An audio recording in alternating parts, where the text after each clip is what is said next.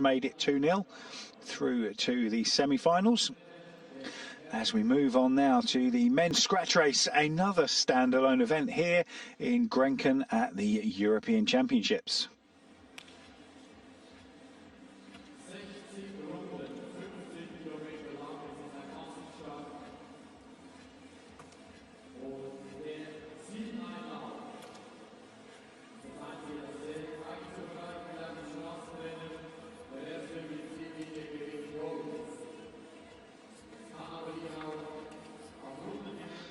So a star-studded field here for this scratch race, a full field as well. It's going to be a very busy track indeed.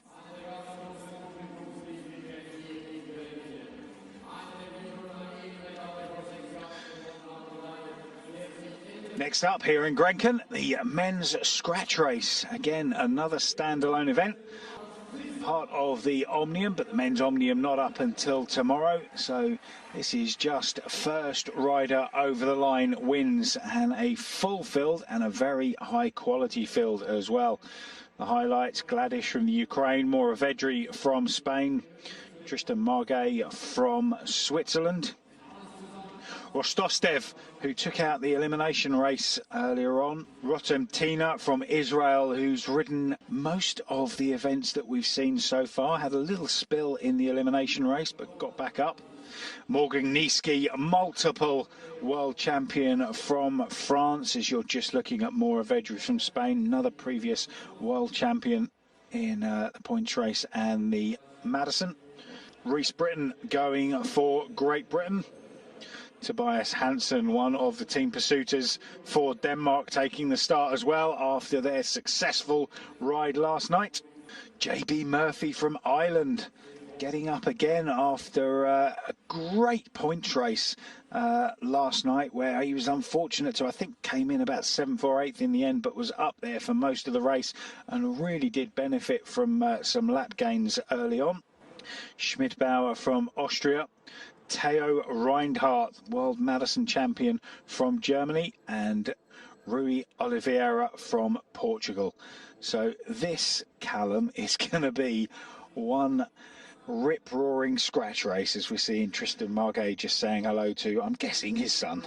It's a very high-quality field we've got here tonight, so it's going to be a very fast overall time. So really looking forward to seeing what Reese Britton can do. Under 23 European Madison champion, so by all means not an unknown quantity when it comes to this race. So hopefully we'll see some good results there. And also good to see the Israeli team here as well. They've really put a significant amount of investment into both track and road cycling as part of the Israel Startup Nation. I know a few of the coaches that have moved over there to try and bring them some track as well as road success. Theo Reinhardt on your screen there, 60 laps, 15 kilometres, will be one neutralised lap. We won't see the same sort of pace that we see at the start of the elimination race, as it's nowhere near as important to be near the front. But as we said, full field here, Callum, 28 riders. Yeah, it's great to see, and we've got little goosebumps knowing this one's going to be quick. And it's always good when you see such a high quality field and you know that people are going to be pushing themselves to the absolute limit. So don't forget, this event, not part of the Olympic programme, does feature in the World Championships, also part of the Omnium, obviously. And it's a race where, you know, anything can happen, and usually does. It's generally a lottery, but you've got to buy a ticket to win it, and you can really you can get it very wrong, can't you, Callum? You need to gamble with your gearing and pick what sort of race you want to have. Exactly. I've spoken to many frustrated riders after a scratch race where they haven't quite analysed the race beforehand as ideally as they would have liked. You know, as you say, picking the wrong gear, having the wrong strategy. Quite often when you make a move, you have to give 100% commitment, and if you get it wrong, it's quite difficult to come back from that. Yeah, and also, you know, all the analysis. Analysing in the world at the start of the race, if you gamble on it being a one-hit wonder sprint race and it becomes an attack fest, you just can't control that. Exactly, and that's where we used to see, Volikakis, kind of a Greek rider who I don't think is riding today, used to pin his flags to the mast because he was a former sprinter and liked to compete in the scratch races. His tactic every single time was just to follow the most dominant rider in this race and hope that it ended up in a sprint at the end. Well, here's a little known fact that you probably don't even know. Craig McLean was 20k scratch race champion once upon a long time ago. Oh, really? At what level? British national champion.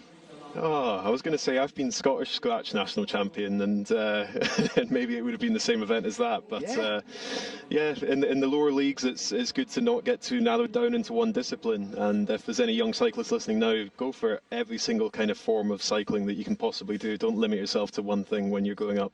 Well, another little known fact you probably didn't know is that I once beat Chris Hoy in the national points race. No, I can believe that. Probably before you were born, but never mind. So as we move on, 54 laps to go. Absolutely nothing's happened yet. The pace is pretty benign. You can see riders at the back just deciding to not even stick their nose into the wind. You know that the pace isn't on when riders are quite happy to sit on the front and do quarter of a lap or half a lap turn. And that's exactly what we're seeing at the moment. No one deciding to attack. They know that this is going to be a war of attrition. It might only be 60 laps, but you can really make a lot of people hurt in 60 laps. Exactly, and they'll all be thinking now who's going to blink first, who's going to make the first attack, who's going to ramp up the pace and really take control of his race. JB Murphy swings off the front there. He's had a busy couple of days. He'll have some tired legs, and then, as you see at the front, everybody decides to not do a turn. 4 riders swing up the track. Reese Britton then comes off the front, hands over to Denmark. So Tobias Hansen does a full half lap, or just a little bit short. Exploits last night in the team pursuit, as we said. So he's got 2 rounds of the team pursuit in his legs as well. And you find that, don't you, at the Europeans, Callum? A lot of riders do double up and even treble up on the events that they ride. Exactly. There's plenty of riders here who have an absolutely packed schedule, and the touch paper's been lit, maybe. Yeah, and no great surprise that it's Moravedri of Spain putting the attack in.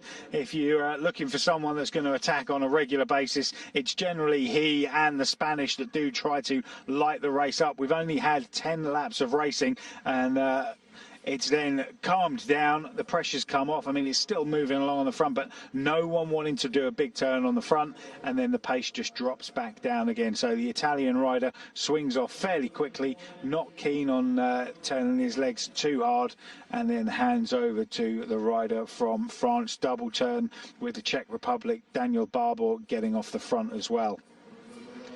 And it sounds a bit counterintuitive to split these riders into sprint endurance riders and just pure endurance riders, but the endurance riders will want the pace to get high to make the more sprinter endurance riders suffer more, so that they've got a better chance when it comes to the finish. So I'm sure we'll see the tactics get laid out pretty shortly. As you can see, long line of riders at the bottom of the track. A couple of riders we haven't even mentioned yet doing a very good job of hiding. Lindsay van der Velde of Belgium, not hit anywhere near the front at the moment, in 4th place on the wheel of the Italian rider at the moment. It'd be interesting to see if he takes a turn or if he does just get off the front straight away.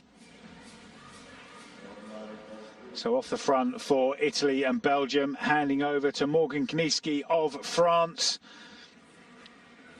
World champion on multiple occasions. JB Murphy from Ireland in the green, now taking over on the front of the bunch. I think this is turning into one of the most conservative scratch races I've seen, Tony. Yeah, it's pretty cagey at the moment. No one wanting to do a turn on the front. The one attack that did happen lasted all of about half a lap as Russia now. This rider from Russia, Rostostev, had a great elimination race the night before last. So Hungary now putting the pace down, pushing on, and this is what happens, Callum. It's a rider that goes off the front that might not be up there in everyone's psyche, and there's that little bit of hesitation, and he's off, and he's got the best part of a third of a lap. Yeah, I'd say with the riders that are less well known, it can be quite an advantage for them. Say if they come into this event with amazing form and amazing pace, and only they know it. Sometimes they can get away with manoeuvres like this and maybe sneak half a lap, or even a lap. So sometimes it's quite worthwhile to be the underdog in this event. Big turn there by Rostostev from Russia, bringing the gap right back down, but nobody else really willing to give him much of a turn. He's found himself back on the front again within the space of a lap, hands over to Italy and Matteo Pinazzi, who is now chasing down the back straight, but even he didn't do half a lap, just did about the banking and then swung off. But the Hungarian rider thinking better of it and trying to save his legs for later on. So it was a big attack. He would have used quite a few beans there, but Lavassi not willing to push on, as we see Lindsay de Wilde hitting the front with handing over to JB Murphy. 5 riders now just squeezing out about a 20-metre lead, being chased down by Poland. So it's Bartosz Rudiek who brings it, or is just about to bring it all back together as they swing up the track. And a big attack there from Denmark up the inside of Rostostev. Reese Britton reacts to that one, and I know you said it was a fairly benign start, Callum, but now it really has detonated. Exactly, and you can see the difference between when the Danish rider went off and when the Hungarian rider went off, and the reaction that it gets from the bunch. They've clearly marked him as a danger rider, and they're not going to let him get too far away without a good fight. Well, the Danes massively on the up the last few years. It was, you know, when the Olympics was cancelled last year, they were absolutely gutted because they feared that, you know, they had lost their chance. And, you know, we did see that they got undone by the Italians in the team pursuit. But the Danes have been up there for a number of years now in the team pursuit. They were coached quite some time ago by Heiko Sazvedel, who I know you know and I know as well, and sadly passed away this week. And we've already mentioned what a great loss that is going to be to the cycling community, and that's been echoed around this track with everybody that you've spoken to. Yeah, obviously our thoughts go to Heiko's friends and family, and it's a great loss for the sport. One of these guys who was at every single event and always there with a smile on his face, and usually something quite unique to say, but a tremendous character and a big loss for the sport. But the Danes are definitely on the up, and with the help of some British expertise as well. So Dan Bingham, the aerodynamicist and rider for Libel Weldtite, has been working with them quite a lot, as well as Johnny Mitchell, a Scottish sprint coach. So JB Murphy brings it all back together. Ukraine swing up the track. Belarus not really interested in doing a turn. Reese Britton then sticks in half a lap and hands over to the rider from Portugal. And that's not Denmark finding themselves on the front there. It was Belarus, and Lindsay de Wilde just again swings off the front. Reese Britton not willing to put in a turn this time round, and you can see there the rider from Switzerland, Tristan Margay, very good 6-day rider, being attentive, will have the home crowd, all of it is on his side. But Lindsay de Wilde from Belgium, and again, Callum, this is something that can be dangerous, can't it? You just find yourself off the front, you've got 20 metres, everybody leaves you there, and then you put the gas down and that's it, you're away. Exactly, and I think that's they've obviously not marked him as closely as they should have done, and he's building a credible advantage, and maybe he'll have a few other riders to support him along the way. I think it's Theo Reinhardt from Germany who's trying to get across to him, and if he does get across there, that'll be a really strong lead group. It is Reinhardt indeed who's trying to get there, but de Wilde, you can see how strong he is. He's managing to keep Theo Reinhardt 20-30 metres behind him and keep the pressure on. You can see riders getting lapped as well, so that tells you how hard this race has been since about 45 laps to go. So 20 laps we've had of out-and-out war after the 15 laps of a little bit of neutralised. Yeah, exactly. They reminded us a bit of a 6-day where it's a very gradual start, and we introduce all the riders and then they finally kick off into some action, and that was a similar start to this race, but the pace is really getting up there now. Yeah, riders being forced to withdraw if they've been lapped, the judges deeming that they're not going to be able to get back into the race. Kornilos from Latvia it was, who's been called off the track. There's another rider there on the inside of the track as well. And you can see Rostov there from Russia trying to put the pace on, trying to bring this one back together. JB Murphy being quite attentive, but that's the chase group you've got there. So we've got 4 riders out in front at the moment. Reese Britton made his way across there. Tara Reinhardt, Lindsay de Wilde, who instigated the attack, not being able to stay on the wheel of the rider from Portugal, Rui Oliveira. So Oliveira now pushing on, looking for Reese Britton, doesn't want to go it alone, wants some help. Reese Britton trying to get across to him, not able to get there. Oliveira pushing on. We've got a chase group of about 8 riders and then the main bunch in the home straight. So this race is spread all over this Grenken velodrome. And we can see that pent-up energy that everyone was waiting to unleash come to fruition now in this race. We've got bunches all over the track, different alliances being formed, but still very rapid, and I expect it to get even quicker as we get towards the end. So Oliveira here doing a great job, about a third of a lap off the back of the bunch. He'll be able to see them. The chase group there just coming through your picture. I think the bunch are going to get back up to that chase group, and that might just mean the pace comes off and Oliveira gets a little bit more added to his lead as he tries in his attempts to get a lap gain. Rui Oliveira, with just 18 laps to go in the men's scratch race, can see the back of the bunch. He's got about 50 metres until he gets here. There was a chase group that was so close to bringing him back with Teo Reinhardt and Reese Britton, but they didn't get there and very quickly absorbed back into this group. And Oliveira now looks like he's going to take the lap gain. The bunch have gone up the track, and Callum, with just 4 kilometres to go, it looks like he's secured this one, bar anybody else taking a lap, as we can see the Netherlands now trying to do just that. Amazing work from Oliveira, and Reese Britton will be kicking himself for not managing to get on his wheel and following him for that Herculean effort. Yeah, because he was with him, wasn't he? They were together. And then when that chase group got absorbed, very quickly, Oliveira built his lead and went away and took that lap gain. So, yeah, there will be a lot of riders in that bunch kicking themselves. I said he's got it pretty much nailed on with just 4K to go. This lap gain by the rider from the Netherlands is going to go very quickly indeed. So Vincent Hoopzak is going to probably take the second lap gain unless there's a real change in the bunch. And you would expect to see Oliveira get to the front and try and drive it on to stop him getting that lap gain, but I think that moment's passed. Yeah, Oliveira's not home free now. He'll know that the Dutch rider's close to making that lap and that he needs to compete and make sure that he finishes ahead of the Dutch rider to win. Dutch rider is starting to get a bit of aerodynamic advantage now, so hopefully he's able to make that lap gain stick. So 3 riders just squeezing their way off the front with 10 laps to go the next time they cross the finish line.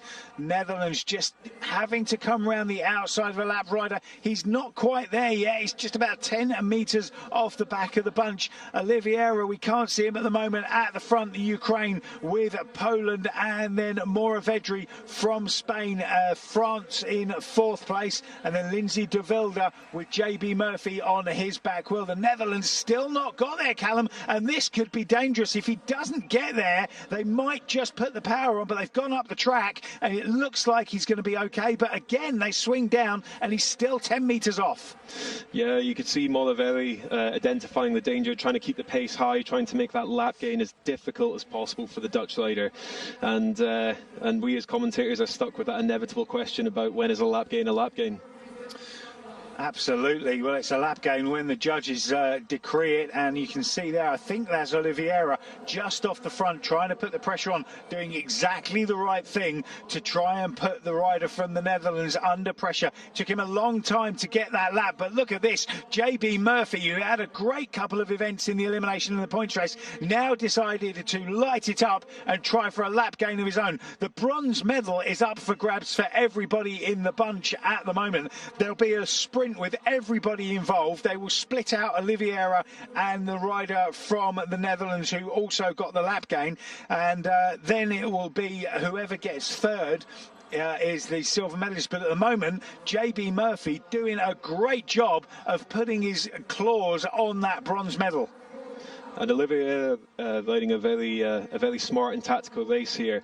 I was questioning why he didn't put the hammer down when we had Hopex, the Dutch rider, struggling to get on the back, but you can see he waited just until he was in the bunch, and then he put the hammer down to try and make him suffer as much as possible. Not a very nice move, but that's how you win.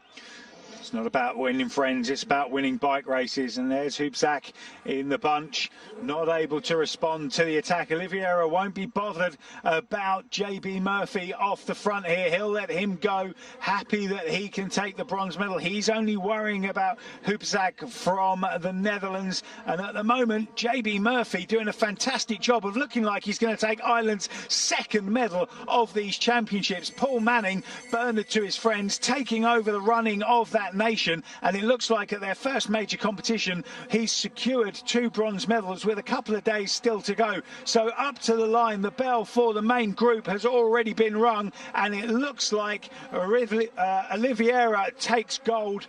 The rider from the Netherlands, Hoopzak, takes silver, and over the line JB Murphy has taken bronze. Amazing effort from Hoopzak to hold on to that position. You can see how much effort he put in to hold and take that lap. So I think he can be pretty happy with the silver, but obviously Oliveira takes the win on this occasion with a masterful and tactical ride. Great lap gain there by the rider from Portugal. I think he's quite happy with that. You would be after that performance. Yeah, I mean, bear in mind he's defending European individual pursuit champion, so no slouch alongside his countryman Yuri Latau, who won the scratch race and got second in the points race. So, you know, he's a quality bike rider. Took silver in the Madison as well in Bulgaria last year with his brother. So Portugal really are having a great competition, and we're only 3 days in. You saw JB Murphy having a nice little celebration to himself. It shows what that bronze medal means to the team. It's always been a little bit of a sticking point, I think, sometimes when you don't see riders necessarily celebrating or being too happy with the silver or the bronzes, but Ireland have been in or around the mix for an awfully long time, and it's great to see that work pay off, especially with Paul Manning now on board, who was formerly coach of the women's endurance team at British Cycling. So Rui Oliveira takes the win in the men's 60 lap, 15-kilometre scratch race. They've had a rich vein of form at these European Championships. Vincent Hoopzak takes second. JB Murphy nipped off right at the end to take the bronze medal for Ireland.